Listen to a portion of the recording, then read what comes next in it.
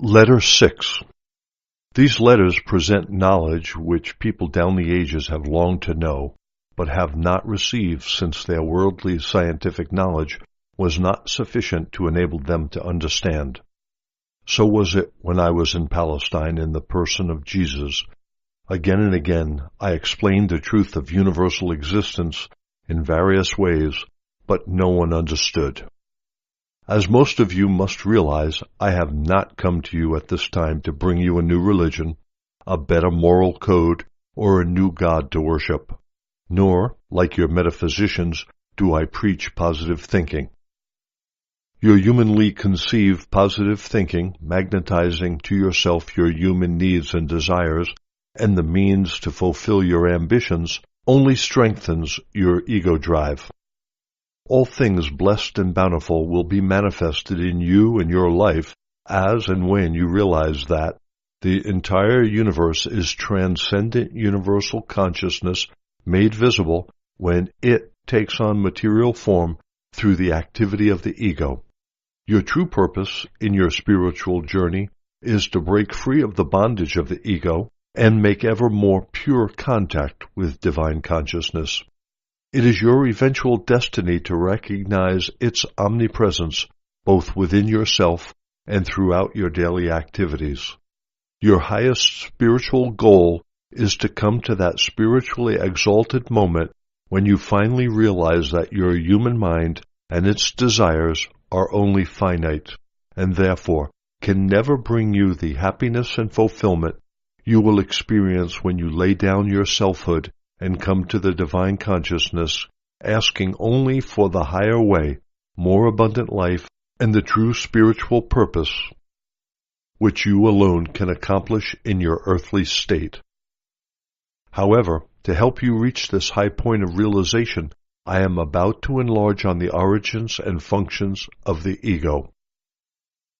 As I contemplate your world, I see a dimension presently controlled by ego force. Everything evil in your present decadent society, in your vast soulless cities, arises out of ego force. It is the source of every wicked, lying, perverted activity presently in operation on your planet. It controls the media, your TV, your families, nations. It is productive of all wars all over your globe. It creates a foul miasma of low consciousness energies perceivable by higher spiritual entities, but too horrible to contemplate. If your present consciousness is permeated with love of possessions and an inability to share with others, devising ways and means to become rich at the expense of others, stealing and failing to perform your work conscientiously or give good value for money, snapping, snarling, indulging in criticism, sarcasm, judgmentalism, rejection, denigration, enmity, intolerance, hatred, jealousy, aggression, violent impulses, thieving, falsehood, double and devious dealings, slander, you are ego-driven. Your ego is in control, and you will find it difficult to move through the miasma of ego consciousness to be able to see reality. For this reason, I have come through the medium of these letters to help you understand exactly what is binding you down in your present conditions, the horror of which was unimaginable by the human mind a century ago. I am now about to explain more fully the ego. At the time of your conception during intercourse, as your father's consciousness rose via his spine ever higher to the top of his head and tension mounted toward its climax, your father's consciousness briefly touched divine consciousness, creating a flashpoint, a small explosion which he experienced as orgasm, and thereafter an injection of divine consciousness was infused in his semen to give life to the mother's ovum. The moment of union with woman and the explosion of tension in a man at the time of orgasm reenacts the time of the Big Bang, when the unity of father-mother consciousness exploded into separate energies and the first electrical particles and random matter took form. Father consciousness provided the energy of activity and momentum, and mother consciousness provided the bonding to give form and substance to the electrical particles. These are primal impulses which give life and form to man and woman. I want you to understand that creation is not a creation of matter imbued with consciousness. Creation is the visible form of primal impulses drawn and bonded into individual shapes and entities, all expressing differing facets and combination of the primal impulses in a myriad of ways. Therefore, the primal impulses are the reality which your eyes, ears, smell, touch tell you are solid matter, but are really consciousness impulses individualized in order to be experienced, intellectually understood, and appreciated emotionally. At the time of conception, when semen unites with ovum and a mating takes place, male consciousness chromosomes bond with female consciousness chromosomes. This is a physical union of your father's own consciousness of semen and your mother's own consciousness of ovum, powered by the divine. Thus do the male and female consciousness chromosomes carry the imprint of genetic DNA from both parents. The moment of physical union of semen and ovum is conducted on two levels of creativity. The injection of divine consciousness became your soul, embodied within the human consciousness union of semen and ovum. Physicality was created, powered by the father-mother life consciousness, which controlled the activity and bonding of conscious cells, producing the gradual growth and development of your physical body, which is really consciousness made visible on every level of your being, and nothing else. Your soul remained an inviolate flame, that's a metaphor, of father-mother life, deeply enmeshed within the physical drives of activity, bonding, repulsion. These became your earthly individuality and personality. Incorporated within the transcendent life impulses of divine father-mother consciousness, these consciousness impulses now took over the process of your physical consciousness creation and became the driving force behind your personality. Together, activity bonding labored to build conscious cell by conscious cell according to the consciousness specifications contained in the consciousness DNA molecules. Both personality and body are the product of these human impulses of activity, bonding, repulsion. While universal consciousness remains forever within equilibrium in the space, and therefore undetectable in that selfsame space, in frequencies of vibration, the primal impulses of activity, bonding, rejection work together in the visible dimension, appearing to your senses in the form of electromagnetism. Both universal consciousness and your soul remain undisturbed within the silence and stillness of equilibrium in space. The earthly consciousness creativity takes place within space and time and varying frequencies of vibration of materialized consciousness. Therefore, you take on living form and continue to exist within two dimensions. One dimension is unseen, the divine consciousness, and the other visible dimension is all that the living human being can sense or comprehend until spiritual development lifts its human consciousness frequencies of vibration to the spiritual plane and a glimmer of understanding enters its earthly consciousness. As this process of gradual enlightenment proceeds, the uplifted human consciousness then works consciously both within the unseen and the visible dimension. The higher the frequencies of vibration of individualized consciousness, the higher and more perfect are the forms created in the mind. The lower the frequencies of vibration, the more divorced from universal perfection of love are the forms created in the individualized mind, wholly possessed by the ego drive. The ego takes over control of your developing fetus from the time of the union of the semen and ovum. The new little being became an I, immediately feeling satisfaction and dissatisfaction in the womb, depending on its sense of comfort or discomfort and what was happening to the mother.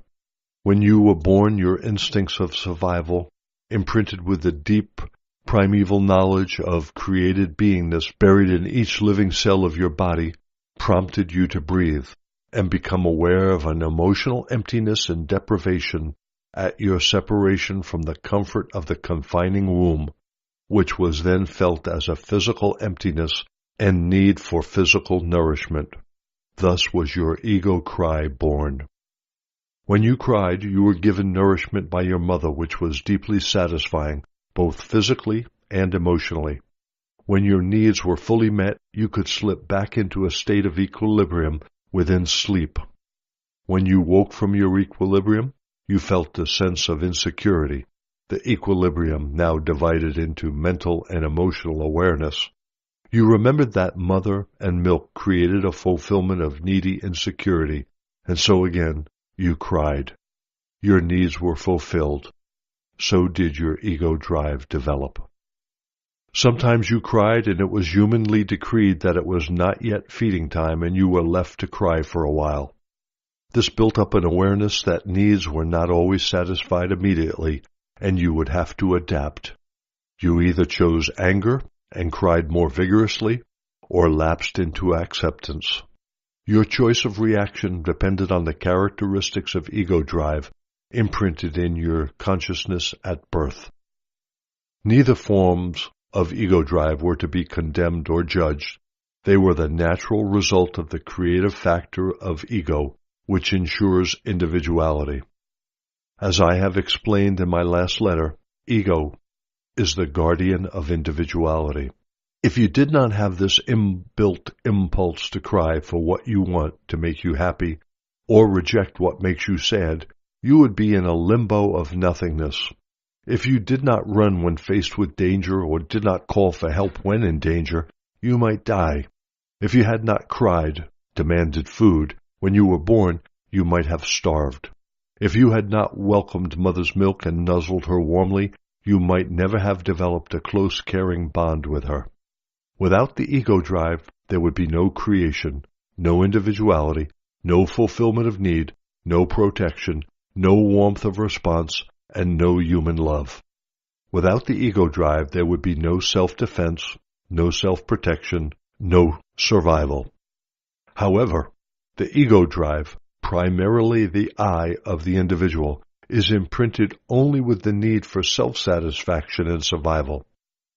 In childhood, the I of the ego is governed by likes and dislikes, wants and rejection of what is not wanted, and by habits formed by a constant repetition of feelings.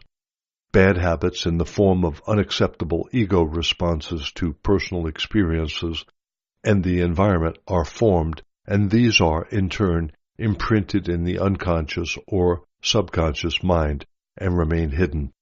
However, they erupt into repeated behavior patterns when the memory of previous circumstances and modes of behavior unconsciously bring them to mind. Now the subconscious mind and the conscious mind begin to work together to develop the personality. Much of the behavior becomes conditioned behavior and very difficult to break.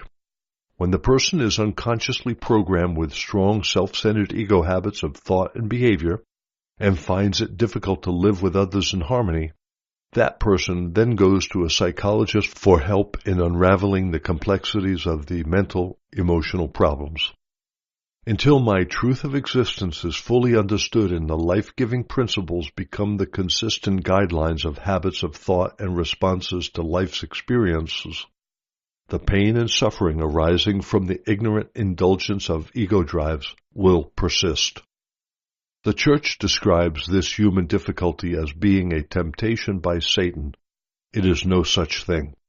It is a natural process brought about by the uncontrolled reactions to life, powered by the ego drive, whose only purpose is to bring the individual happiness and contentment, fulfillment of need, or privacy, independence, security, peace, all directed at survival. It must be understood that there is nothing evil about the ego drive. It is a necessary tool of creation. It is the individual himself who brings about the imbalances in life by allowing the ego drive full control in his personality without thought or consideration for other people. This, too, is not to be judged or criticized, since the person possessed by ego drive knows no other way to think or operate within the earthly dimension. The child knows nothing about self-control other than that taught by parents and school teachers. Therefore, the mistakes it makes in responding to life and its ups and downs can only be accepted in good spirit by parents and teachers, since the child has no understanding of what is driving him.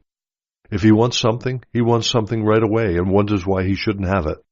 There is nothing more in his mind than this. He sees something he likes, he wants it.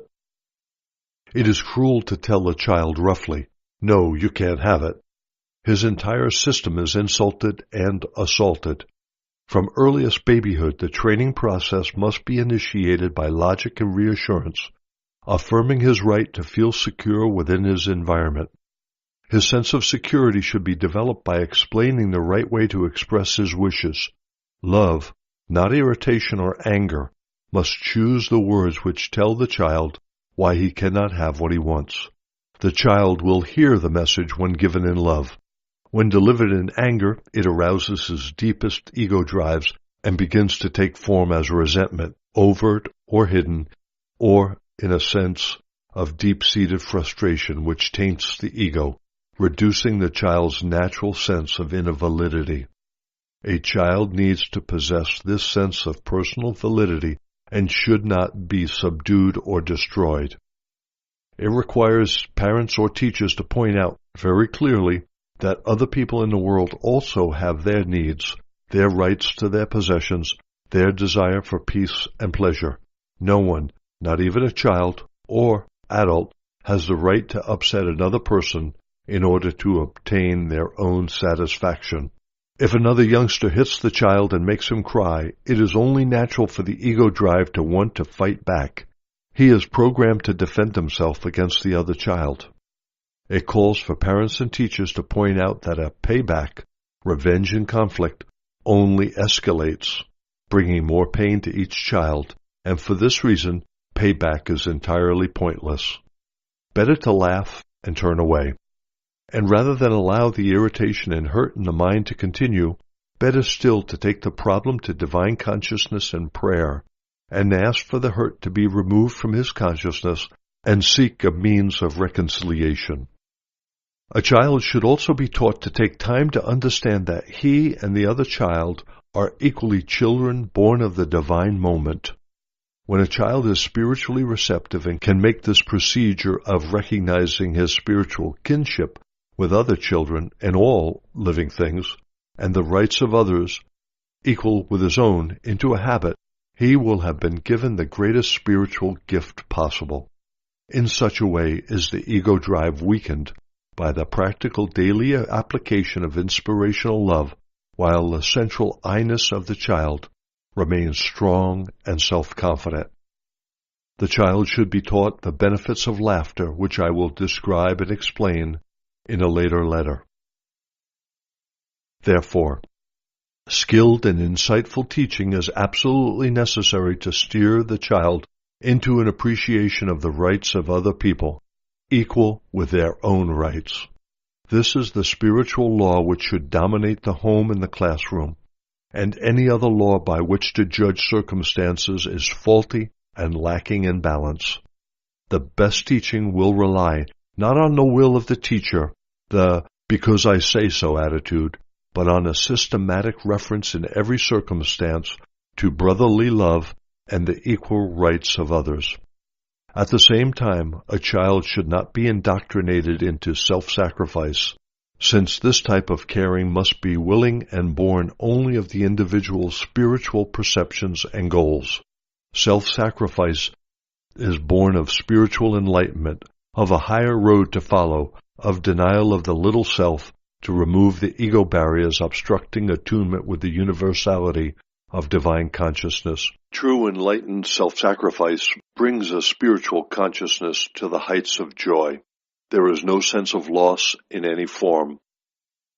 To better describe the reality of the soul and the ego, I want you to cup your hands together, fingertips touching fingertips and wrists together, leaving a space between your cupped hands. Your hands represent the human consciousness shell of a person, the ego. The space correctly represents the soul, born of the father-mother conscious life at the moment of your conception. While to human senses it appears to be nothingness, it is, in fact, an offshoot of the allness and wholeness of divine consciousness, out of which all created things have taken form. Your hands, with the space between, represent the I. Your left and right hands represent two potent forces of the magnetic ego drive. They represent forces of bonding rejection, but at the same time, quite rightly, they are the physical representation of the physical energies known to science as magnetism, bonding, and repulsion. Bend back your right hand from the other one and visualize that you use this right hand to get what you want out of life. It represents also what your human consciousness perceives as the grasping attitude to life. Give time to this exercise and fully realize your right hand represents the magnetic pull, the bonding, the attraction, the gravity evident in all of nature. It is the source of all wanting and desiring. It is the magnetic impulse which is always directed at getting what is necessary or greatly desired and pleasurable in life. This magnetic impulse is spiritually intended to be directed toward constructive purposes: gaining, holding, building, achieving. Were there no other people or living things in the world, the magnetic impulse could have full sway in a personality and no harm done. It is only when other people or living creatures or other people's persons and possessions have to be taken into account that the uncontrolled magnetic impulse to attract, draw, bond, hold, possess becomes a sickness of the personality if it is not equally balanced with the needs of all other living things. Return your hand to its original place, cupped with the left hand. Now pull back your left hand and visualize that this hand represents the magnetic impulse to repel, push away, slap, or defend yourself from any unauthorized encroachment on your property or possessions or any attack on your character, family, or work. This left hand represents the magnetic impulse of rejection, which is spiritually intended to ensure your privacy and save your life.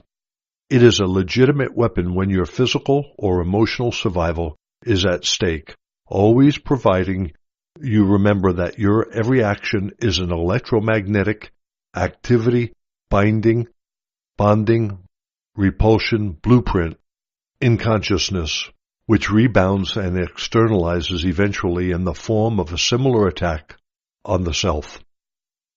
The unpleasantness may be criticism from your parent, teacher, employer, and the words of self-defense which spring to mind and jump out of your mouth are ego words wholly given to self-defense, expressing the magnetic drive of repulsion and rejection. As your ego words of attack flare up into angry speech, so is the ego of your critic similarly threatened, and it also rises up in him or her as words of self-defense against you. What may have started out as a necessary and adult action of pointing out some error and a better way to do is frequently immediately seen by a self-centered, sensitive ego as a personal attack. What should have been a moment of growth develops into a time of conflict, anger, possibly tears, ongoing resentment, and mutual hostility. In such swift, unexpected, unnecessary ways, conflict is generated in the mind, expressed in words, even actions, and perpetuated through resentment and hatred. Remember that every activity of the mind, the mental thought, and the emotional reactions of attraction and repulsion are all consciousness energies of creativity. These consciousness energies not only create the unpleasant rebound forms, but they develop the direction of the character and even affect relationships generally and the environment. And they reduce the life vitality of the body, leading directly to a sense of physical malaise, viral infection, or long-term disease. The higher way, when under attack of any kind, a way having only constructive repercussions, is to remember you can instantly call upon divine consciousness from which you will draw instant protection in any eventuality. But this is only possible if you can move beyond the magnetic ego drive of resistance in the perfect assurance that divine consciousness meets your every need. Now return your left hand to its original position with the right hand. Realize that throughout this exercise, the space between your hands has remained the space. It has not been involved in any of the activity of the hands, and so it is with your soul when your ego is busily at work, second by second, always and forever on the alert to fulfill your needs and defend you from any unpleasantness. The divine consciousness of your soul remains hidden, although it is always within you. When I was on earth, I spoke to the people about the kingdom of heaven. I said it was within you. So it is. It is your soul. It is the haven of equilibrium of the divine consciousness which gave you being as a future man or woman. I greatly long to be able to put into your minds a broad view of your source of being, to enable you to perceive a little more clearly your beginnings, from whence you have come. You must also understand at all times that when I speak a word of description of that which is truly unknowable, I am myself standing in the very highest infinitesimal frequencies of vibration, on the very edge of the great universal equilibrium, out of which all things have drawn their being and taken on their form. If I speak of a mountain, a picture will come to your mind, but you will not know the immensity of its structure, the endurance of its rocks, its ravines and peaks and caverns, the snow which caps it in all seasons, the waterfalls cascading into pools when its glaciers melt. For you to gain a glimpse of the grandeur of the mountain, I would have to go into a detailed description of its every nook and cranny. Even after the most detailed verbal explanations, you would still have only imagined mental pictures to draw on. You would still not know the mountain. If I speak of a hurricane, I can bring to your mind trees bowing to the ground, bent by the tremendous winds, walls crumbling, rafters broken, bricks and roofs flying, windows shattered, cars overturned, great trees uprooted, but you will never know the force and the noise of that wind, the crash of falling masonry, or the terror it generates in people's hearts who have to endure it, until you have experienced it for yourself. So it is when I try to describe for you that which brought all creation into being. You can only guess, not know. It will only be after you have experienced all I have spoken about for yourself that you will begin to gain some idea of what I am trying to tell you. Therefore, let no one who reads my letters dispute with another or deny the truth of what I am teaching you, or refute my words, for I tell you truly that you cannot fully know what you have not experienced.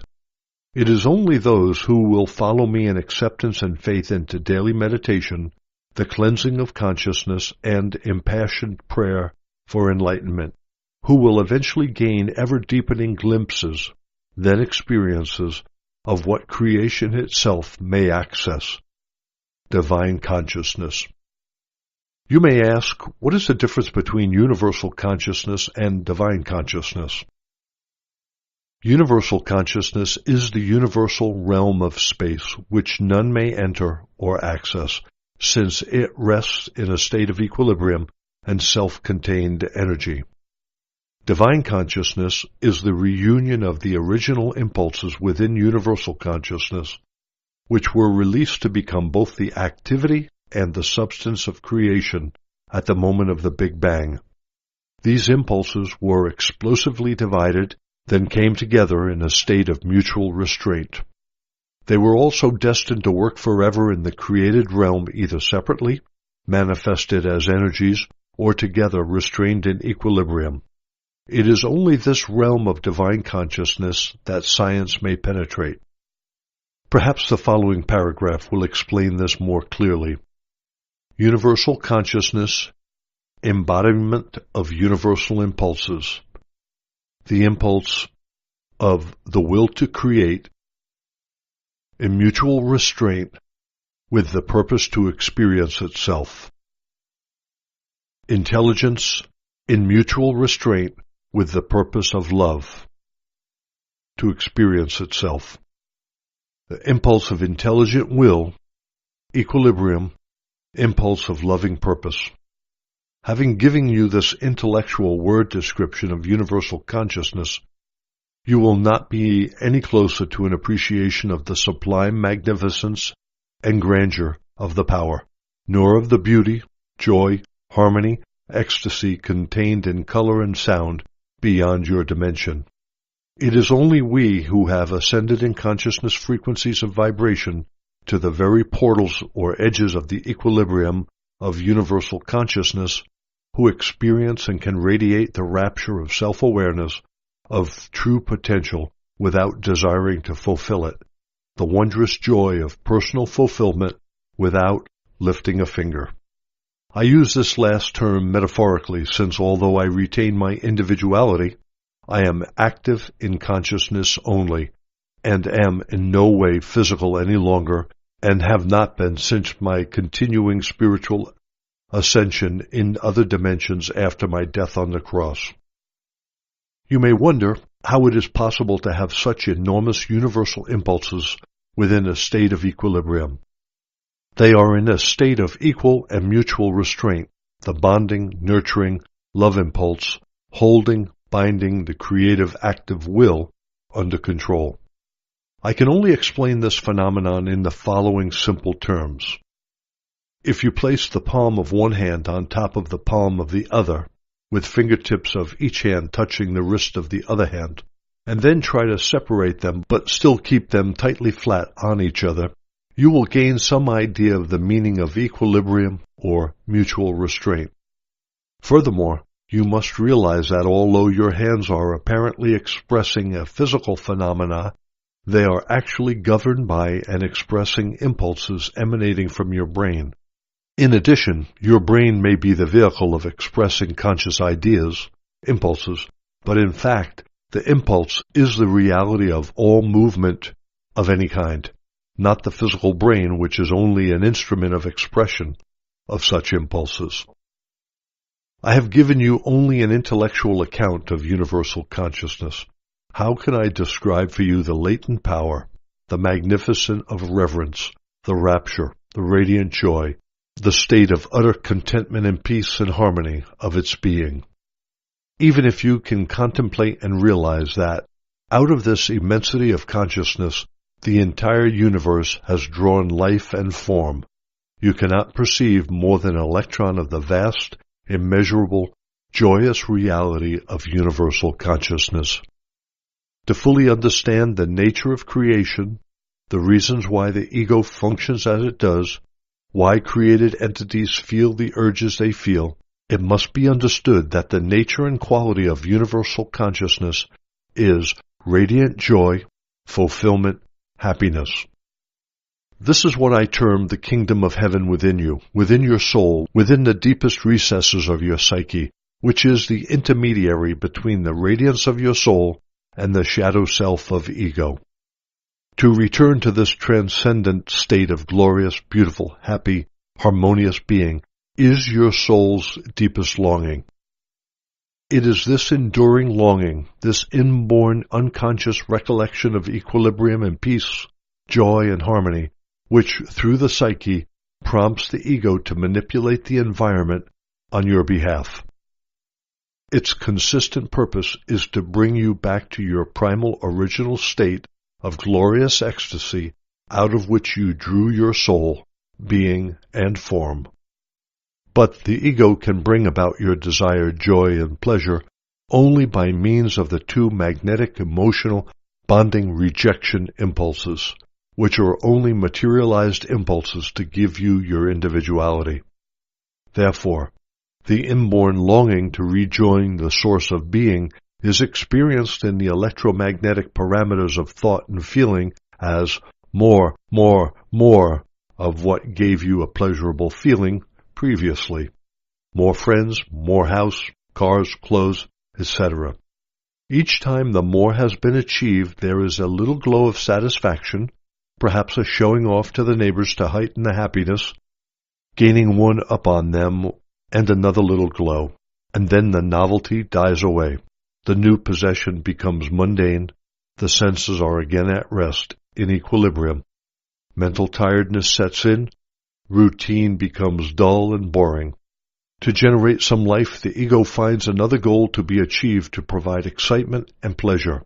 Thus, life is an endless chase for personal satisfaction of various kinds, leaving the hidden soul starved, unsatisfied, still longing for something more.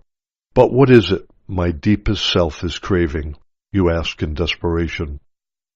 When a person reaches an understanding of the true source of emptiness and continual inner craving for more of what made me feel good before, and begins to meditate to make contact with that which brought him or her into being, a little of the divine equilibrium filters through the human consciousness.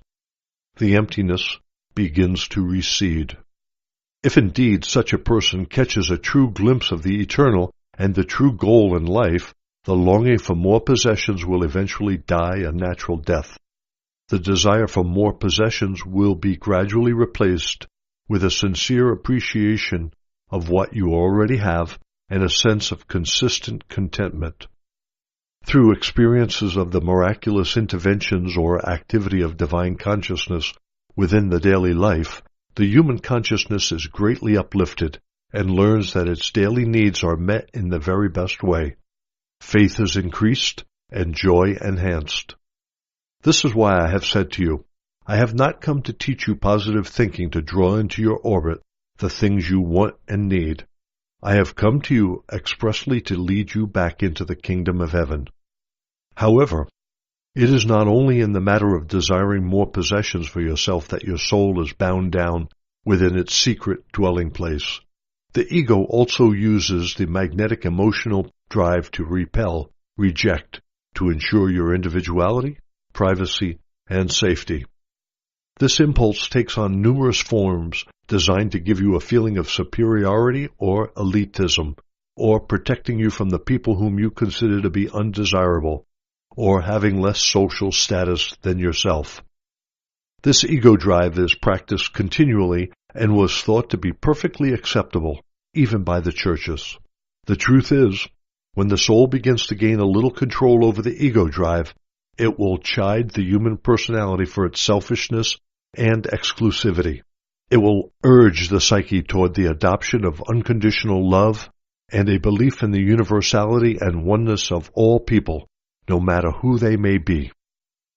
Perhaps now you can more easily understand how and why the creation of your individuality through the medium of the ego formed the great physical impulses capsule which produced and enclosed your human consciousness, creating both your physical form and your human personality.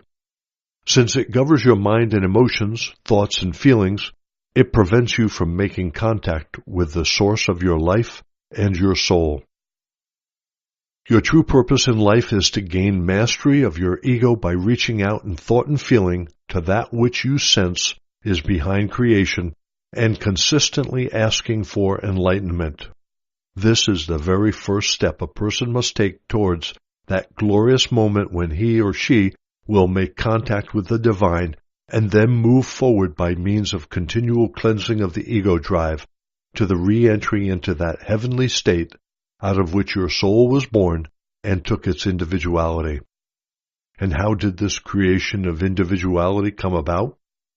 As I said before, universal consciousness reached a high point of mutual restraint, and an explosion took place which tore apart the impulse of creative will from the impulse of loving purposes, which separated and became active within creation as Father Intelligence, Mother Love, seen as electricity, magnetism, bonding repulsion, life, reunified in equilibrium as divine consciousness, life.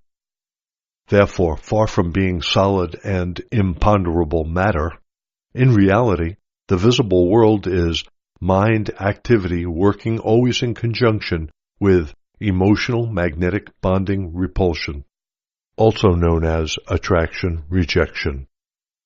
Father intelligence, physical electricity, and mother love, physical magnetic bonding rejection, together produce the child, the ego. This impulse of individuality was born and took undeviating and consistent form within the energies of creation to ensure that the various electrical forces expressed as protons and electrons and the rest of the particle gang, excitedly discovered by science, should not fly off uninterruptedly into a distant, formless state, but should be restrained and controlled by the magnetic bonding rejection impulse of mother love to bring about manifested form. Science may dispute the foregoing paragraphs, since it has been at great pains to describe the various bonding processes by applying differing word terms to the bonding energies. Science is welcome to call the bonding or attraction energies by any term they wish, but the fact remains that these energies have taken on form from the grand and primal impulse of mother love, whose primal consciousness function is to give form to individuality. The impulse of father intelligent life gives electrical momentum to creation. The impulse of mother loving purposefulness gives the bonding to restrain the electrical momentum and bring it under control within the individuality. The impulse of mother loving purposefulness gives the repulsion-rejection impulse to ensure the survival of the individuality. That is the process of creation. Science can only approach creation as a spectator. Although its ambassadors are human and experience life for themselves, the human mind can only observe what has been created. It cannot enter into the intimate processes of creation hidden within matter and the most basic fields of energy. Science will never be able to pinpoint the motivating factor X, which gives rise to the energies which are in control of the creation of individual form. But what science has to say on the matter of creation is of little moment to you as an individual. Science will not change your lifestyle, health, environment, personal feelings, and achievements one iota. What you need to know, and what I have come expressly to tell you, is how to escape the selfish, possessive, protective drive given you by the ego to ensure your individuality and survival, and your inbuilt longing to return to the joy and happiness out of which all creation took life. This provides you with the reason why I originally came to earth and am coming to you at this present time, to do something that no scientist can ever do for you. Help your soul emerge from the confines of your ego drive and embark on a new program of thought, emotional living, which will directly express the Father-Mother consciousness life injected into you and all humanity at the moment of conception. Because the ego itself possesses the electric momentum of activity, creativity, and the emotional magnetic impulses of bonding rejection, whatever is born of the ego drive by its thoughts, feelings, and actions is charged with physical electromagnetic life, which will produce replica life forms and will be eventually materialized within the life of the ego creator. These created forms not only manifest eventually as experiences, but also disturb the functioning of the physical processes of their creator, and are the origin of physical discomforts or viruses or disease. Therefore, it is a great cause for rejoicing when the soul emerges from its encapsulating human consciousness of the ego, for the ascending spiritual consciousness will create the harmonious life-giving conditions it holds in consciousness. Conversely, it is a cause for sorrow while the human consciousness is submerged in ego control, producing upsets, trials, and tribulations, both in life experiences and the physical condition itself. Therefore, I tell you, if you do not like your world, you have it within your power to change your conditions of existence right where you are, if you have the faith and consistent will to do so. I repeat in another form to gain your attention. If you continue in your present level of human functioning and thought, you will only experience your present level of human existence. You will be bound down to working hard for a paltry living, beset by numerous problems such as poverty and ill health, addictions, immobilized by prostrating fear, and exposed to ill-intentioned attacks of all kinds. You will be burdened by present conditions until you understand how to change them. This is your golden opportunity to take control of your lives as never before by getting control of your thoughts and emotions, your electrical and magnetic impulses, the blueprints of your future experiences. For you are like potters possessing clay and daily shaping pots and utensils for your use. Consciousness is the clay, the substance with which you make your lives and every condition pertaining to it. You alone shape your lives into the forms you experience.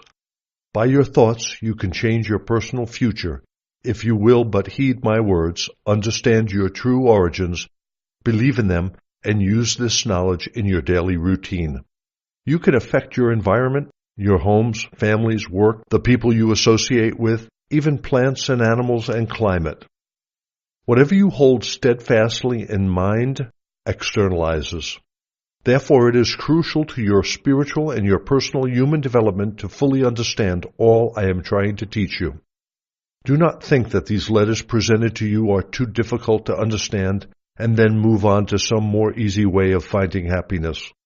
Believe me, there is no true and more easy way for you to find the equilibrium and happiness you seek, because my words describe the universal truth of existence and the life with which you are presently building or destroying your lives.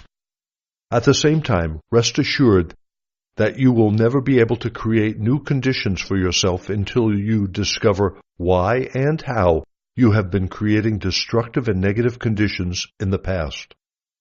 Everything you are presently experiencing, you have created and set in motion by former thoughts, words, actions in the past. So do not resent your present circumstances, for you yourself have done whatever was the cause of your present conditions. Be sensible, therefore, and read these letters, and devote all your strength and will to discover the means you have used, in former ignorance, to spoil your life in days gone by. Then take the necessary steps to clean out your consciousness. You may ask, why should I clean out my consciousness? I tell you, you would never plant a field of mealies without first putting in the plow to turn the ground, and then the equipment to make a fine-textured soil and scatter the fertilizer. In ignorance, you could plant among the existing weeds in lumpy ground and omit the fertilizer, and your crop would be thin and patchy. So it is when you muddle along in your earthly, self-centered thoughts and live entirely in your own human knowledge, strength, and will.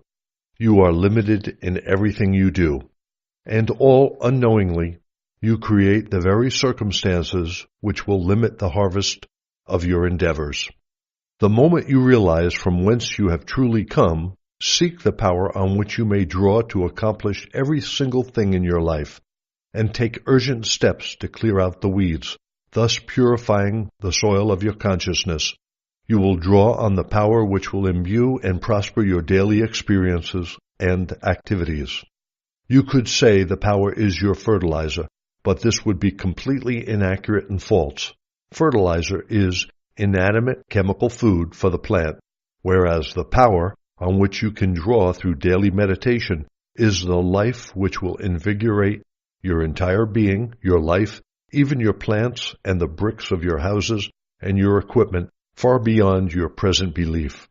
People who have given their entire willpower to living this truth see the undeniable fruitage in their lives, and the seeing increases their faith and determination. Thus do they enter a circle of blessedness. They marvel that other people can resist this truth and choose to remain outside the spiritual and earthly harmony in which it is possible to live. If you are prepared to listen and ponder and meditate on the following pages, you will begin to understand what has been hidden from the beginning of creation. Cleansing the consciousness. While doing all the very necessary work of mental-emotional cleansing, use my words in the foregoing pages describing that which has brought you and all the world into visible being to build up an awareness and contact with its powerful divine consciousness. Out of that contact will come the inspiration and strength to accomplish the cleansing more swiftly. As the cleansing takes place, you will experience newfound happiness and fulfillment in every area of your life. You will also receive inspired directions in regard to your daily lives, either during your meditation or like a ray of light in your mind when you are at peace and thinking of some mundane matter. If you do not discount or reject these directions but follow them faithfully and carefully, you will be taking your first steps to becoming eventually a great successful planter and reaper of creative ideas in your environment. Everything connected to you will blossom, flourish, and prosper. Everything will respond and bless you with newness of life. If you discipline yourself in meditating daily with undeviating devotion, you will eventually begin to feel a response and inflow of that which brought you into being, and the words you are using will take on new meaning. The words will be imbued with universal life. You will be filled with joy and will rejoice exceedingly, because you will then know the power is real and active in your mind and life. You will come to rely ever more confidently on the power beginning to be manifested in your affairs. You will want to draw others into your state of blessed harmony, for other people will be aware of it and ask you about it. Not only this, you will be experiencing a new kind of brotherly love and will want to share what makes you happy with other people. I cannot emphasize this truth enough, this need to meditate. Since so many people give up the search and the self-discipline of daily listening before they have fully cleansed their consciousness and arrived at that state of inner purification so necessary to making perfect contact with the universal consciousness, your source of being. When you do make contact, seeming miracles happen. This is the commencement of the universal power taking on form and shape in your soul, body, mind, heart, and circumstances. I tell you truly, you may trust my words implicitly. If you persevere, there will come a moment when you actually feel the contact and know that you have made contact. You have then reached a most crucial time in your spiritual human development. For a few hours, so many souls feel uplifted and joyful, but then the daily cares intrude in their minds and they intellectualize the experience. They explain it away in human terms. Do not do this, for you will lose what you have been given. You will greatly delay your spiritual progress. If you read these words and are afraid to believe them, or believe they are foolishness, or feel you will lose prestige if you believe them, you are making a creative form in consciousness which will negate any constructive response you may have originally had to this letter. So I say to you, cherish your moments of belief. Preserve your special times of contact with that which brought you into being. Believe in them and hold them fast in your consciousness, and gradually you will move forward onto the heights of spiritual consciousness to great insight and joy. Again, I say, do not put these letters to one side. I cannot sufficiently emphasize your need to think about them. Recall what they have to say. If you cannot remember, then return and read them yet again, and yet again, and yet again, until they have been absorbed into your consciousness. The more you meditate on them daily, so will they be clarified in your mind and will come to have ever greater meaning for you. Eventually, you will find that they have been like food and drink, building up your morale and determination to help change your present conditions into those of harmony, widespread growth, prosperity, and peace. Great inspiration and joy will be yours when you come to realize that the immensity of that which brought you into being is radiant, rapturous, ecstatic power, beyond your present capacity to dream and imagine. It is reality. It is the source of being, the source of everything you see in your natural living world and in many levels of existence beyond the one you presently inhabit. When you are abundantly receiving divine consciousness into your mind, yourself, into every facet of your existence, then you will begin to see the enormous difference. You will look back at the times of stress and unhappiness and see that gradually the limitations of your life will have yielded to greater blessedness. This becomes an ongoing process in your life. Be of good heart. It is truly I, the Christ, who is reaching out to you and the world through the medium of these letters. I particularly want to impress on your minds the way I have deliberately made statements in the past pages to lift your thoughts to a higher level of consciousness, depicting the benefits to be derived from working to elevate your consciousness by ridding it of the negative traits mentioned on page 1. I want you to realize fully that I have only come to help you rid yourself of the undesirable ego-driven thoughts and emotions presently controlling your mind. I am also here expressly to encourage and help you, yes, help you, develop within your mind and heart all the love-based thoughts and emotions which will bring you into harmony with divine consciousness.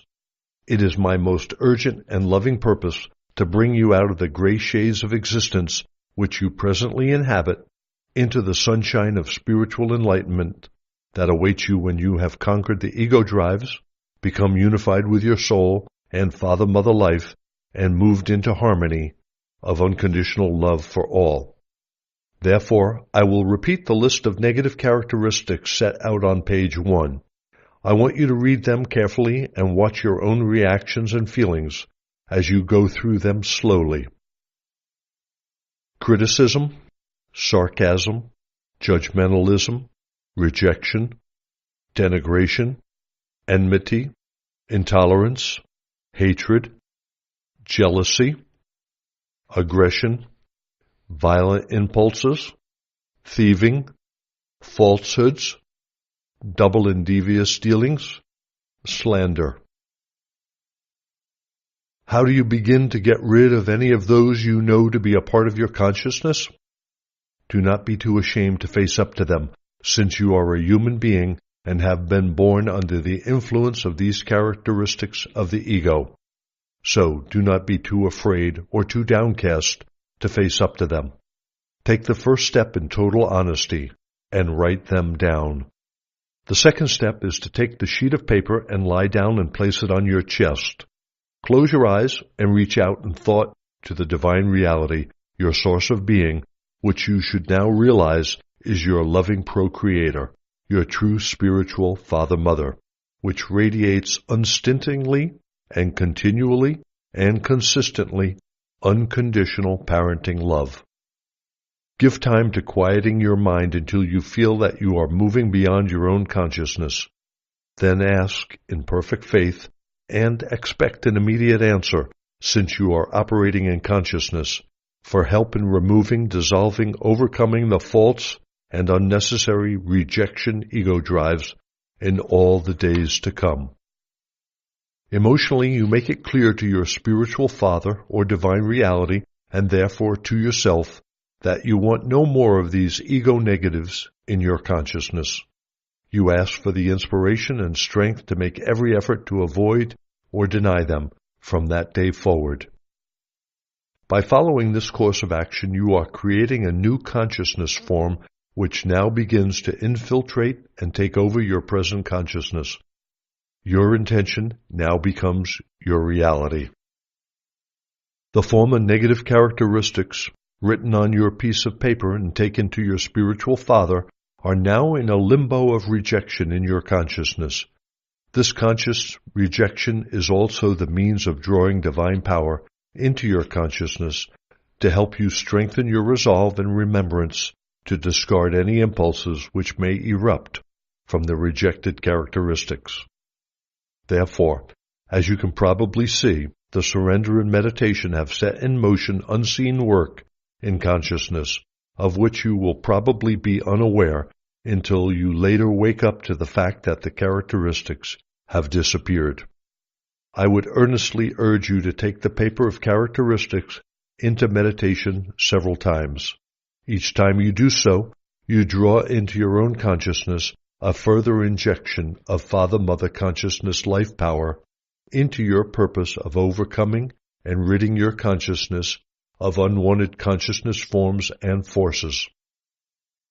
When they have been dissolved, they will no longer draw into your circumstances the negative and unhappy shadows which plagued you before. You will be traveling a higher path to freedom.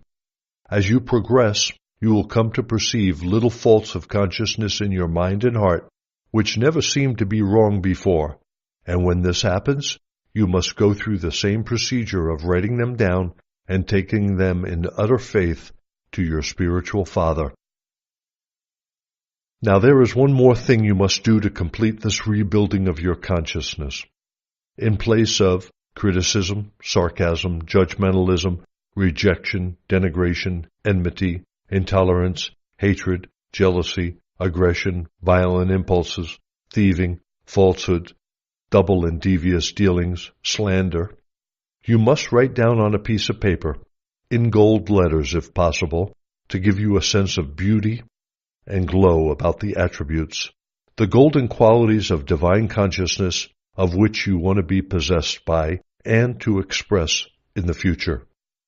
To be in perfect harmony with your divine reality, your spiritual father, each attribute will be founded on unconditional love and will promote the highest good of others. For no longer will you seek to put others down in order to make yourself feel greater and more self-confident. Your entire consciousness will be directed to affirming other people and building up everything within your orbit.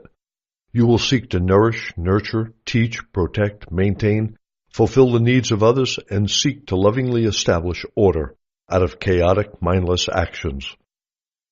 Having written your golden aspirations on your sheet of paper, again lie down and reach out to your divine reality and ask that the beautiful impulses, the nature of the divine, may gradually spread through your mind and heart and become your own consciousness.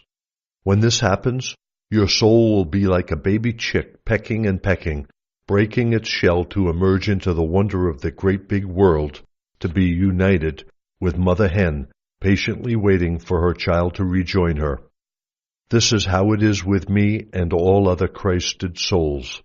We wait and watch and help the people who long to find out the cause of their emptiness of spirit, who set their hearts on transcending earthly occupations, whose minds are being drawn to higher purposes in life, and who dream of coming into perfect attunement with their own souls and their divine source of being.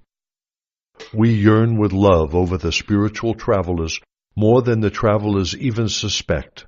This means that we yearn with love over you who are reading this letter.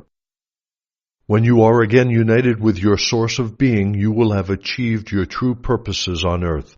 You will have accomplished your true mission in eternity. And now, let your real life begin. You will have entered the kingdom of heaven. I will not tell you what qualities to write for your new consciousness. These must come out of your present perceptions of the highest and best. Again, study the divine nature of divine consciousness which I perceive so clearly in the desert and described for you in letter 1. Let this divine nature become your own nature.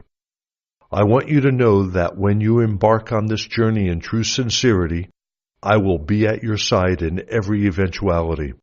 It is my dearest wish that you will come to know that I am with you and that I am sending you support and strength in your quest to become unified with your divine reality.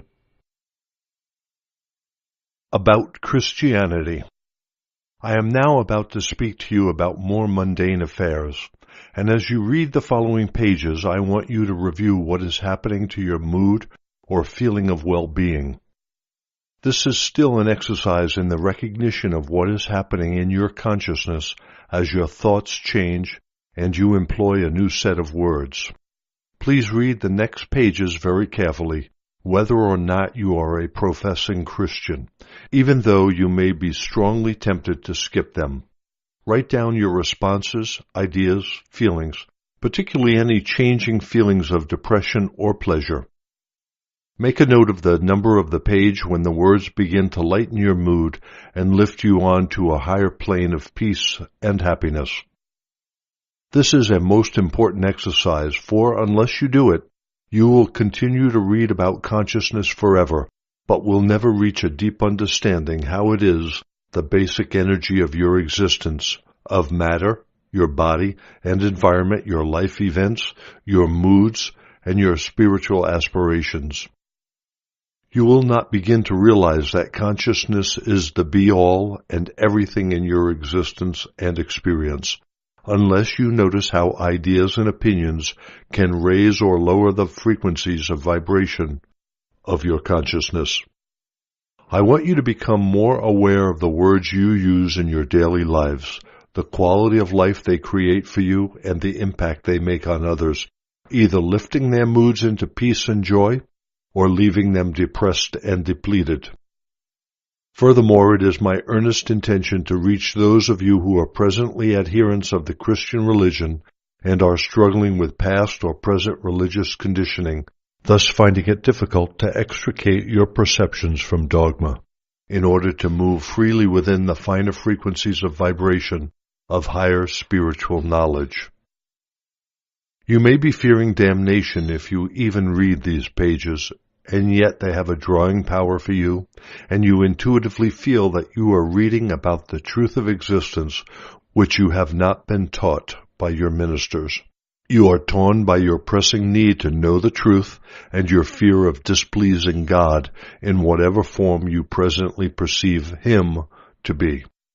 I, the Christ, am well aware of the distress these letters are causing to many sincere people, and I long to bring you through your disquiet to perfect peace of mind and joy.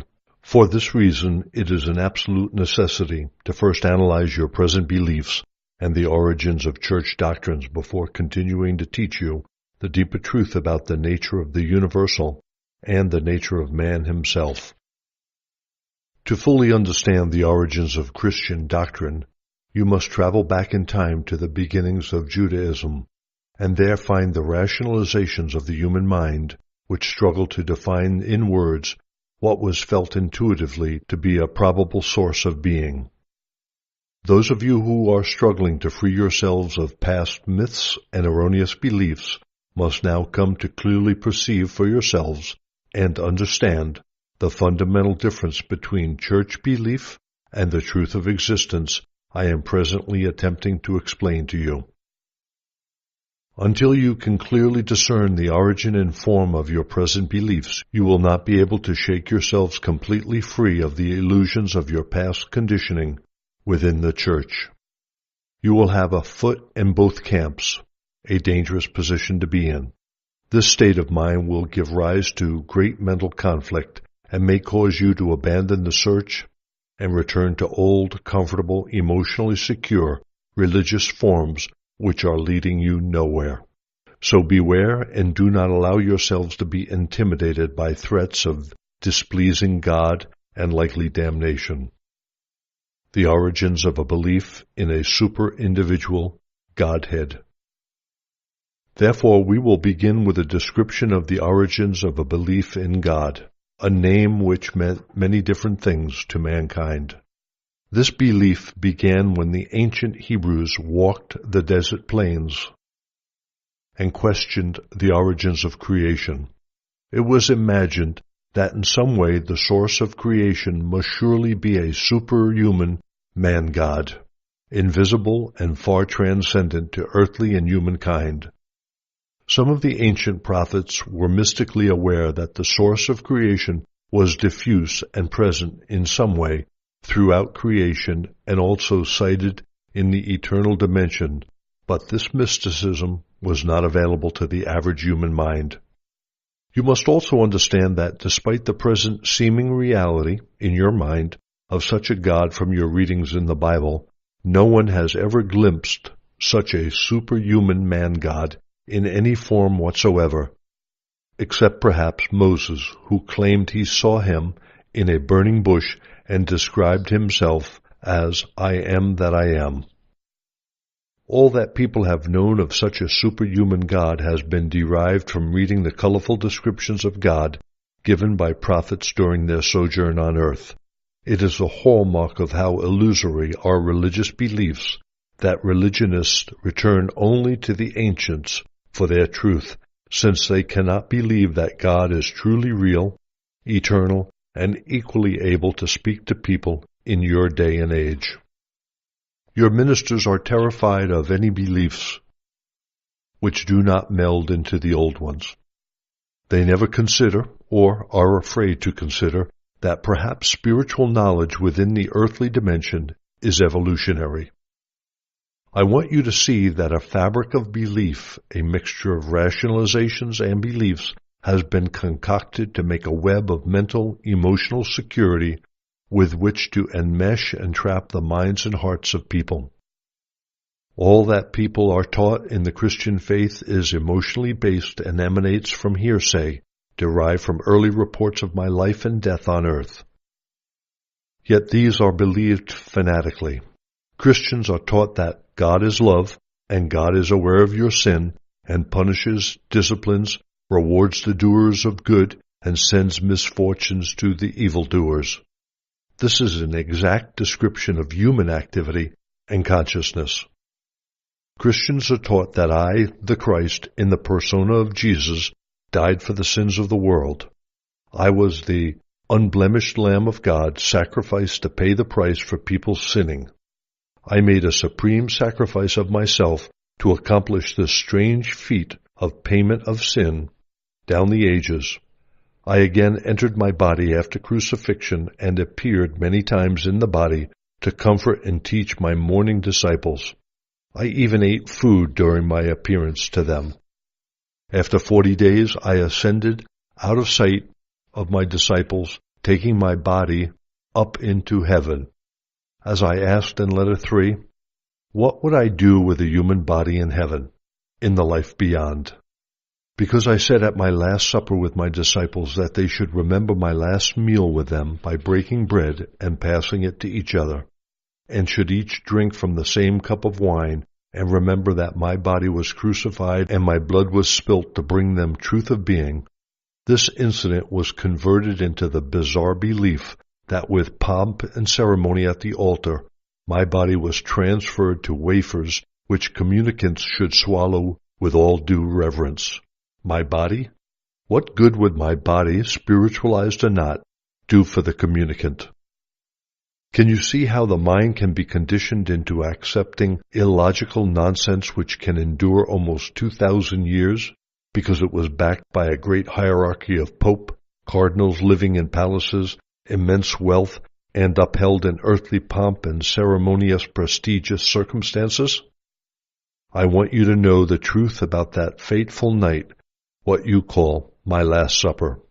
Though painful to do so, for the sake of greater clarity, I have brought myself down in consciousness frequencies of vibration right into the consciousness recollection of my thoughts and feelings during my last meal with my disciples. Although a strong man, enlightened and certain I had a destiny to fulfill which I could not avoid, did not want to avoid, I was also deeply sorrowful as we commenced our meal, the eating of the Passover. My disciples had been my friends and had stood by me during some difficult circumstances. I was sad to be leaving them and fearful for their well-being. What would happen to them when they found themselves alone without my guidance and protection? They had depended on me more than they knew. I recalled my years of teaching the people. I felt a deep sense of irony as I remembered my return from the desert, dirty and unkempt, but literally possessed by my joyous concern for my fellow men, and intensely excited that I could now put their feet to the right path, implant in their minds the truth concerning existence, show them how to overcome their fears, their sickness, poverty, misery. I was going to conquer the world. But how differently it had all turned out. Tomorrow I would hang on a cross. It was true, however, I had achieved much success. I mused over the instances of healing and the people's joyful acceptance of the loving Father. I could understand why the high priest and the council hated me. Instead of fear, punishment, and animal sacrifices, I had brought the people the reality of the Father love, providing it by healing terminal cases. I brought my attention back to my disciples who were talking to each other while eating. They were still unaware of the challenge that lay ahead of me, my crucifixion. Although I had repeatedly warned them, they refused to accept my words as truth. They thought I had become frightened of the chief priest and wondered why. I had extricated myself from threatening situations before. As was customary at the Passover, they were speaking about the circumstances surrounding the escape of the Israelites from Egypt. John, who was highly imaginative, was giving them a colorful account of Moses, calling together the Israelites and telling them that at last they would finally leave Egypt and escape from their life of slavery into freedom in the desert. For this reason, Moses directed the head of each family to kill an unblemished lamb, and with handfuls of herbs paint the blood of it on the doorpost of their dwelling. Moses said that the angels would come at night and fly through Egypt, killing the firstborn of all Egyptians and stock, leaving only the firstborn of the Israelites, who would be saved by the blood on their doorposts. As I listened to them and saw their smiles and nods of acknowledgement of this wondrous happening, I realized with a pang of anguish how little they truly understood my descriptions of the Heavenly Father. I heard John's words concerning blood, blood, blood, blood of the unblemished lamb, blood on the doorpost, blood of the Egyptian children and livestock. As ever, I marveled at the century-old Jewish preoccupation with blood, and briefly remembered that Abraham was even prepared to sacrifice his only son, intending to slaughter and offer him as a sacrifice because he believed God had told him to do so. I then thought of the daily animal sacrifices in the temple. To me, the entire concept of bloodletting as a way of paying for sin was an absolute abomination. But I remained silent and did not argue with the men. I realized that their minds were filled with these traditions as solid and enduring as rock. This was our last supper together, our last meal, all at one table. It should be a time of peace between us and a loving farewell. Doubly momentous for my disciples because the Passover was so sacred an event for their Jewish minds, and this I would have to accept in the spirit of love and understanding. Previously, I had not celebrated the Passover since the tradition sickened me. I preferred to go into the hills quietly to meditate, leaving my disciples to eat the Passover with their families. Because of my previous attitudes, they did not wonder at my present silence. Now I half lay, half sat, unable to relax as I usually did, tense, wrought up, compassionately warm towards my disciples, yet half annoyed with them. I wondered how I might leave these confused, somnolent followers with an effective token of remembrance, some ritual to bring back to their muddled minds all that I had tried to teach them. I wanted to shake them out of their sanguinity. As I listened to their talk about Moses and his various miraculous activities, it came to me that if they were so preoccupied with blood, then blood I would give them to remember me by. I bent over the table and picked up a loaf of bread and broke it into several pieces and said quite roughly, "I am like your Passover lamb. Pass it around, take your share, eat, and do this in remembrance of me, who has brought you the only real truth the world has ever heard. Let this bread be a symbol of my body which is about to be broken on the cross." They stopped talking and stared at me. "Go on, eat," I told them. As in a dream, they quietly took some bread and passed it around, chewing a little of it. I then picked up the large goblet of wine and I told them to drink from it and pass it round. "This wine is a symbol of my blood. I came to give you the truth, truth about God, truth about love, but I have been rejected. My blood will flow for you." Again in silence, they drank from the goblet and passed it to the next man. Their faces were strained, but they said nothing. It was obvious that all were shaken by my words and did not like them.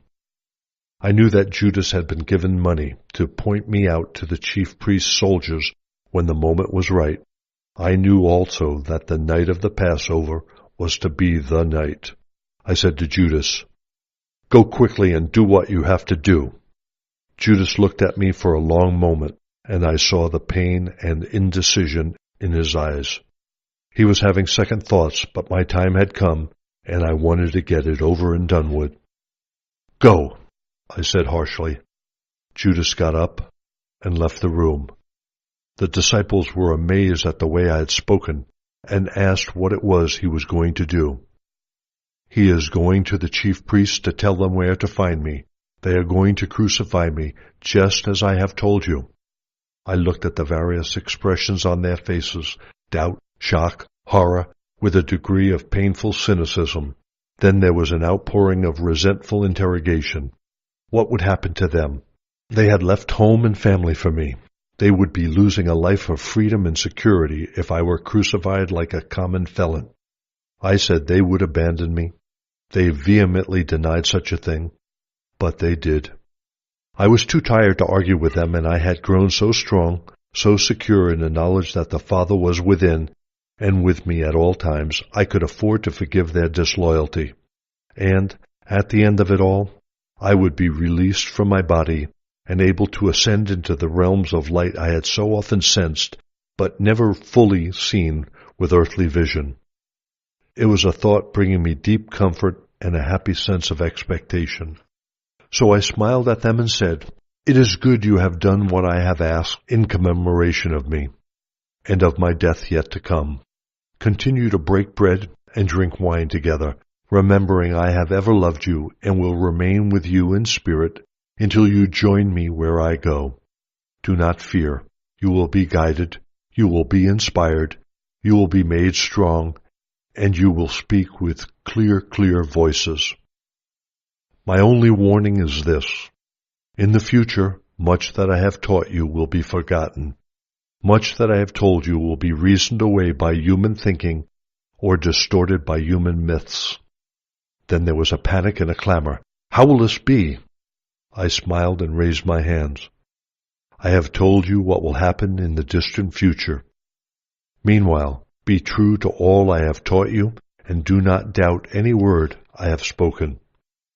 Then it was time to go to the Garden of Olives, the place where the chief priest's soldiers would seek me. My disciples wanted to ask more questions, but now I had reached the end of my speech with men. I wanted only to prepare myself in total silence for my ordeal, moving in spirit into a state of secure, consistent attunement and communication with the Father. We walked to the garden, and I retreated to my favorite rock. Sheltered from the wind, I sat down and pulled my cloak round me. Closing my eyes, gradually I felt myself moving into a great inner stillness of spirit and a powerful silence. Then the power itself descended and pressed in on me and possessed my mind and heart. It filled me with such supreme love that I knew I was supported and sustained in love and could retain my love for all, no matter what happened to me. That was all that mattered now that my hour had come. That is the truth behind the breaking of bread and drinking of wine in commemoration of me, my life and my teachings. And as you who are reading this letter know, all that the Father gave me to know my last night on earth has come to pass. Because I spoke of the Father, the Son, and the Holy Spirit, the Church decided at the Council of Nicene that I must be referring to three persons in one. Consequently, people pray to the Father to ask for benefits, implore the Holy Spirit to instruct them spiritually, and pray to the Son to save them from their sins. Can you begin to see how earthly and humanly conceived are these beliefs? Can you also see how emotionally based they are? Because of the emotionalism and the promise of a free trip to heaven on the heels of the Savior, the beliefs have become a humanly conceived religious structure to enshrine an empire of church within earthly empires, Rome, Austria, Spain. They have been the excuse for wholesale torture and death by burning and execution of dissidents, They have inspired wars between nations. But the spiritual perception and creativity arising out of some of the beliefs have also contributed much to the existence in the past 2 millennia.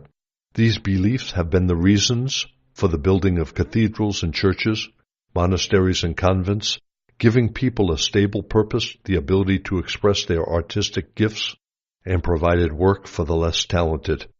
The beliefs have also directed millions of people's consciousness toward the higher realms of beautiful thought and love. They have even been the impetus behind mysticism and enlightenment when spiritual souls have come to see the reality previously hidden by the beliefs.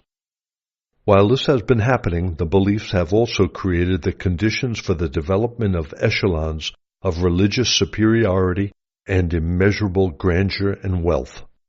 These humanly conceived and created edifices of ego impulses are therefore, from a spiritual standpoint, entirely spurious.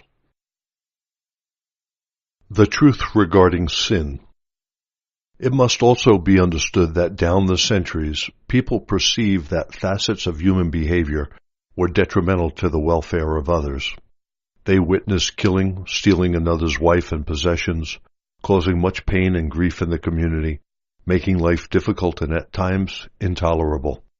It was reasoned that surely this behavior must be contrary to the will of what they termed God. They gave this behavior the name of sin and termed it evil. Eventually their prophets reasoned that such aberrant behavior must emanate from an evil force opposed to God, and they called it Satan. They threatened and punished each other in the belief that sins were evil and that their God would punish man for their wrongdoing against each other. This behavior is practiced to this day in the churches. Ministers try to control people by fear. The concept of sin against Jehovah, the eternal and infinitely mighty Creator, was a clever and powerful method of controlling other people. The church beliefs are a tragic travesty of all that I tried to teach the people in Palestine. Moses first enshrined the belief in sin and punishment in the form of the 10 Commandments. Moses said that they were given to him by God and that if the Israelites broke them, they would have to suffer the penalty. In some cases, this meant death by stoning. They were taught that by breaking the laws, the Israelites would be sinning against their God. The exact truth is, Moses went to the mountain to pray for a means by which to control the unruly Israelites. In answer to this prayer, the 10 Commandments were inspirationally given to him to help him in his task of bringing the Israelites safely through their desert sojourn with the least degree of troublemaking. Religionists are happy to accept and wholeheartedly believe in a God which reputedly instructed Moses to engage in aggressive procedures and massacres when conquering the Promised Land. A beautiful and productive land was callously grabbed from hard-working people who were slain in their thousands. This was regarded as the right thing to do, since God had promised them a beautiful land in which to settle. To this day, religionists believe that since God spoke to Moses, it must be God who decreed the ensuing bloodshed. There are many similar, horrific descriptions of war and bloodshed in your Bible considered permissible, just and right, because it was believed that God had instructed them to go to war against Gentiles. Can you not see in the history of the Jews the rampant ego drive in which even God is used to exempt them from blame? In the moment of self-aggrandizement, it became permissible and equitable to ignore the 10 Commandments and indulge in wholesale massacre. They believed no sin was involved because the killing had been ordained by God. What a God! Can you not also perceive why it was necessary for me to be born in Palestine to live amongst the Jews in an effort to help them see that their traditional beliefs and practices were all contrary to the very nature of the divine consciousness which had truly given them being? Since then, down the centuries, men have battled with the concept of sin, and many sincere people have grieved concerning the way they offend God, and they beg for forgiveness. Long ago they sacrificed animals beyond number in the Temple of Jerusalem to appease God and to hopefully escape the effects of their sinning. Since that time, innumerable books have been written on the subject, expressing grief and horror at the condition of men's souls, seeking ways to change their behavior, beating themselves with whips to torture the flesh and make it pay for its wrongdoing in thought, words, and deeds. And many of these books have been applauded by the Christians throughout Europe and housed within the archives of religious institutions. They bind people to my age-old persona of Jesus preaching the salvation of man from punishment for his sins by my death on the cross. As I have explained elsewhere, these beliefs are physically impossible and contrary to the facts of creation. No payment is extracted for sin by any superior deity. This is a human concept entirely, and pagan. All bloodletting of any description for the purpose of religious rites is paganism. The Christian Church has presented its followers with nothing less than a glorified version of paganism. When people make other people unhappy in any way, they are creating their own future comeback, not as retribution, but as a consciousness activity of creation. Therefore, it is a matter of urgency that these beliefs in sin and salvation by my death on the cross should be strongly combated and replaced by the spiritual understanding given you in these letters. Before leaving the subject of religious doctrines, I want to make it clear that some spiritual seekers within the Christian Church down the ages have sufficiently purified their consciousness to become strongly aware of power they call God, and have come to recognize that the source of being is not as taught by the Church.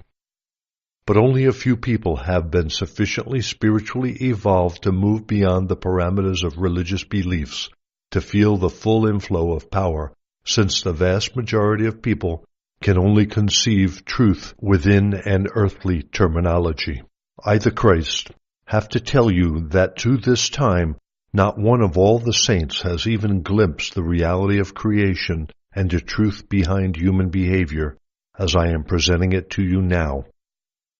The time has surely come when you must now be told the truth concerning sin and human behavior and what people are presently doing to the world and to themselves, providing you have fully abandoned the age-old myths of religious doctrine and are presently eager, receptive, and gladly opening your hearts completely to the realities of existence. If you are none of these things, then what I have to say will have no meaning for you. Believe me, you cannot mix your old religious beliefs with the truth of existence. If you try to do so, you may be sure you are not seeing truth, but only your own adaptation of what you believe you have gained from these pages.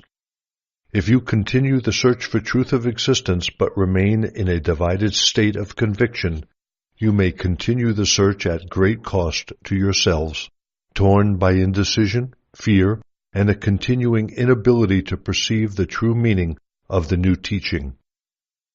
Your developing perceptions will be partially obscured by messages arising out of the old conditioning of your conscious and subconscious mind.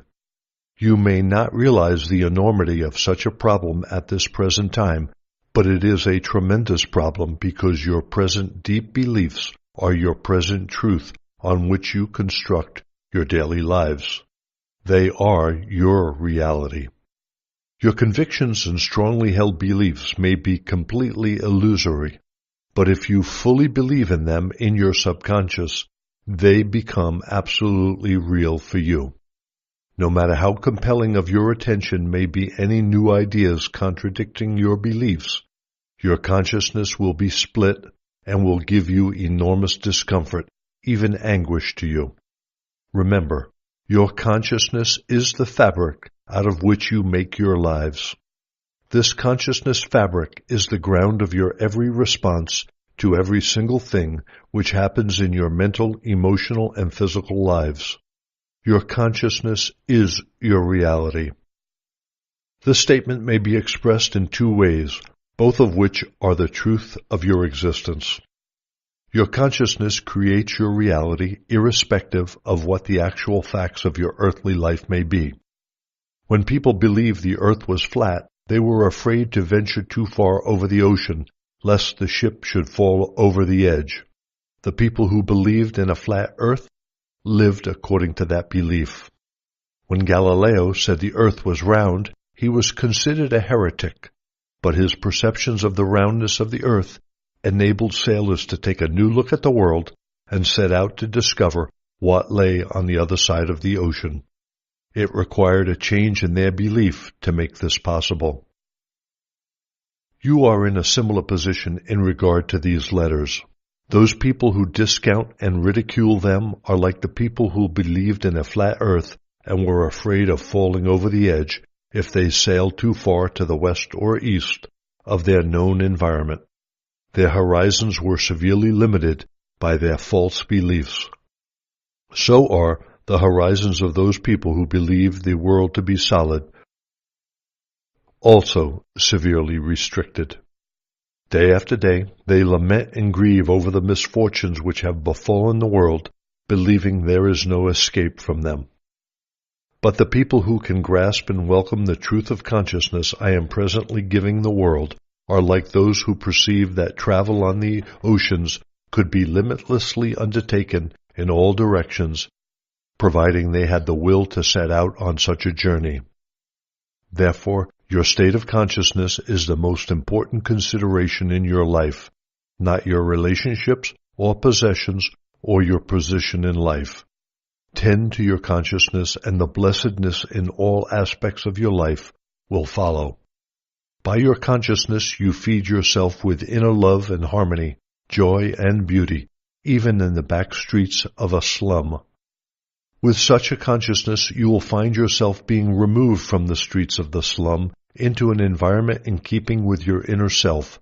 So do you climb out of unpleasant circumstances.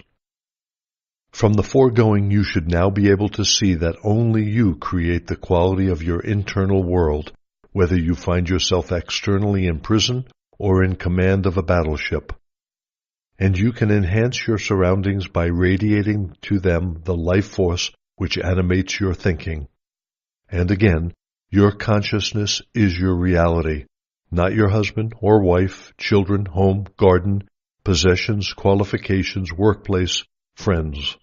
For whatever place your people and your possessions occupy in your consciousness, good or evil, this place is only your personal perception of them.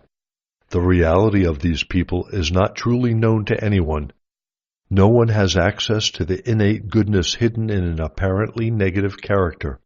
Conversely, no one may suspect the hidden drives and desires of a seemingly personable human being. Your external life only impinges on your consciousness. It does not, cannot, create or determine your conscious responses. You are the creator of your responses. Your type of creation depends entirely on your deepest perceptions and beliefs regarding existence. Furthermore, you can, at any moment, choose to gradually dismantle your past inner world in order to create a more harmonious inner kingdom of increasing love, vitality, and joy, although your outer objects, people, or possessions remain the same. The spiritual power of the fabric of your consciousness will be radiated outwards and absorbed by the people, plants, bricks and mortar in your immediate vicinity. There will be definite changes and improvements in all that comes within your orbit. It is your destiny in this life, or future lives, to arrive at this full and complete realization. When you do, you will put your foot to the path of self-mastery, and then gradually move forward to becoming a true master of your human consciousness world, interpenetrated and assisted by divine consciousness. I, the Christ, commend this letter to you. I have put you in full possession of some of the important facts of creation which will enable you to transcend the ego, the guardian of your individuality, and to return to the universality of being from which you have really come. You have within your hands the means by which you can move into unconditional love, joy, and personal fulfillment. Remember that I have said that I yearn over the spiritual traveler's progress. As you move along the path I have outlined for you, there will be times of confirmation that I am indeed with you on your journey. You will see them. Retain your faith in them. At all times I uphold you in divine love, for I am divine love in action. Believe this and find rest in my consciousness enfolding you.